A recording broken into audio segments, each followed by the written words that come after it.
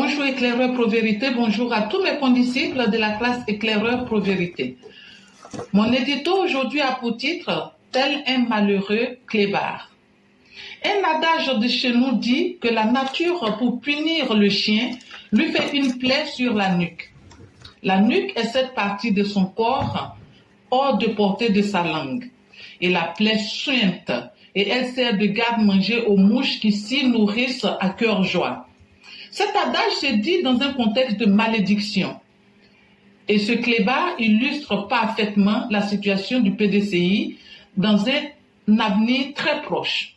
Ce parti, avec son habituelle arrogance, s'apprête à essayer un énième passage en force avec son futur candidat à la présidentielle de 2025.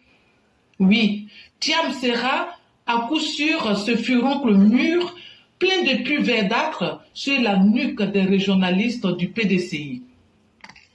Et pourtant, le bon sens aurait voulu que ce parti se reconstruise avec toutes les chances de réussite. Mais encore une fois, il vient nous faire la promesse d'une autre organisation mortifère, à l'instar du CNT, laissant croire qu'il existe deux Côtes d'Ivoire, celle des Baoulés, régie avec le Code social baoulé, et l'autre qui, à ses yeux, est celle des danseurs BT et des Kangadjoula. Ainsi, ils veulent que tous les Ivoiriens s'accommodent avec leur système, leur code qui régit leur famille. Et pourtant, la Côte d'Ivoire est multiculturelle. Il y a le système matrilinéaire et le système patrilinéaire. Le nom, c'est-à-dire le patronyme, chez le musulman est immuable et éternel. Si chez le Baoulé, le code veut que le neveu hérite de l'oncle, chez le Djoula, ce n'est pas ainsi. Avec tous ces éléments, l'on peut affirmer que le PDCI porte en son sein même le glaive qui va lui nuire définitivement à la personne de Thiam. Et cela à plusieurs égards. 1. Son nom et ses devoirs professionnels. 2. Le mépris avec lequel ils ignorent l'entièreté de la Côte d'Ivoire pour se recentrer que sur leurs valeurs familiales. Les Ivoiriens sont-ils prêts à encaisser un autre coup comme le CNT? Je ne crois pas. Alors, voilà que le PDCI voudrait encore une fois entraîner le pays dans la dérive. Nous verrons bien. Merci et à bientôt. Merci infiniment, chère mère. Merci pour ce que vous avez dit. Et effectivement, seul l'avenir dira de quoi demain est fait. Mais une chose est évidente, comme vous avez bien dit, comme des clébards. En réalité, en français, c'est un terme argotique pour dire quand on n'aime pas un chien ou même qu'il est indésirable, on l'appelle le clébard.